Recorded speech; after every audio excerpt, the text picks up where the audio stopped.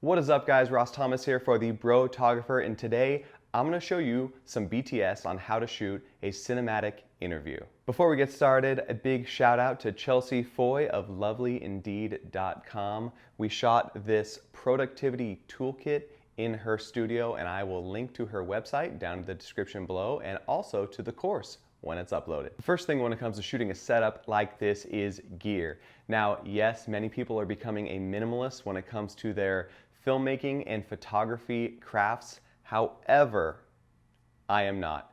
Gear does matter in certain circumstances. Today we did a 3-light, 2-camera, 1-slider setup, and yes, that gear does matter. We would not have been able to get the look without it. This space is nice, bright, and airy during the day. However, you want to be able to control the light, so putting down the shades, not having to rely on external ambient light is key. So having those lights and having that gear is key, so don't let anybody tell you when you are making videos that lighting and gear doesn't matter. In certain circumstances, it actually does. I'm going to link in the description all of the gear that I used for this shoot. So let's break down the gear that was actually used in the shoot. First off, we used 2 Sony cameras. Those Sony cameras were the a7 III and the a7R III. I was shooting in picture profile 4, which for me is regular HLG. I did custom tweak some of those settings a little bit, and that really doesn't matter. You tweak your settings for how you want it to look. So 2 cameras. On 1 camera, I was using the Tamron 28-75 set at about 35 millimeters for that slider shot, and I'll show you guys some of that footage here.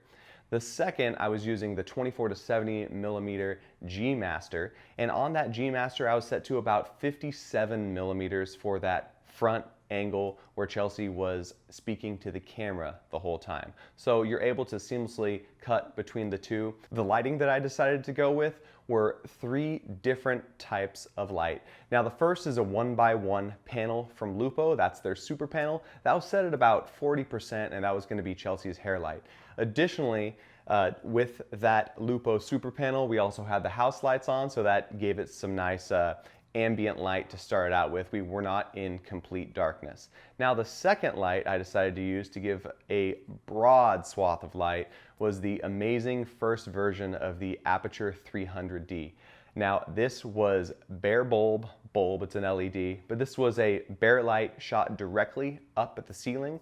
I did want it to bounce down on the background just a little bit. So we shot that up at the ceiling to give a nice boost in our overall light in the room, and we probably got at least an extra stop out of shooting that 100% and bouncing it all around the room.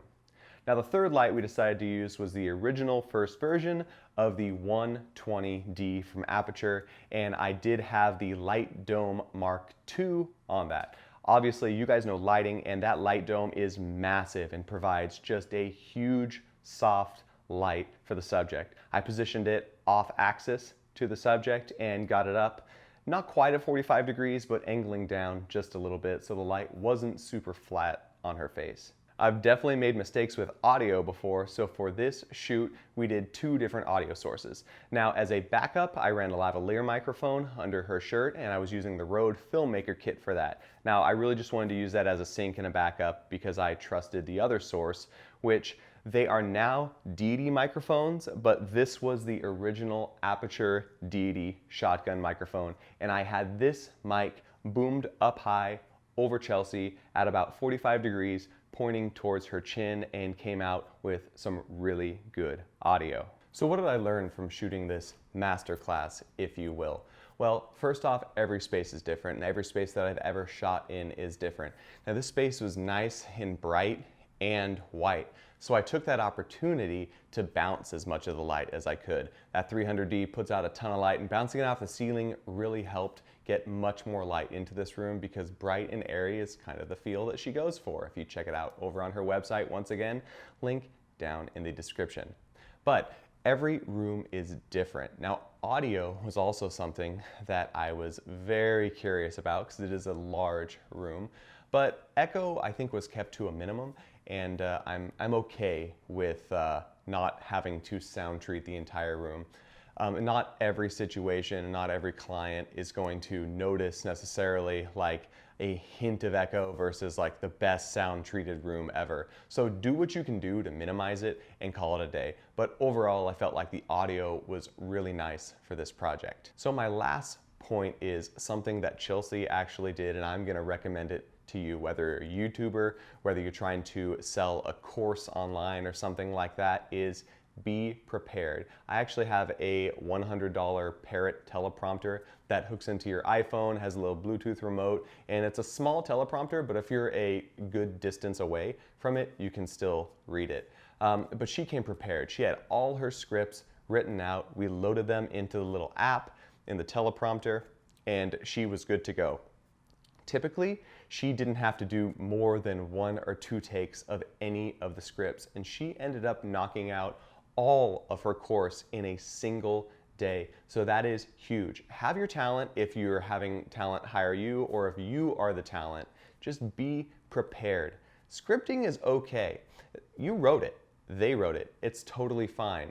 It is still authentic, and in my opinion, after having seen her do what she did, it is gonna save you a ton of time. So it's okay to script your content. The last thing I wanna say is just have fun, get creative, and problem solve. And don't forget to bring headphones for monitoring. All right, anyways, I hope you enjoyed this little behind the scenes and explanation of how we shot the Productivity Toolkit. Again, check out lovelyindeed.com. She's an amazing blogger, wife, mother, and all that good stuff. But I will see you in the next one. Thanks for tuning in. Peace.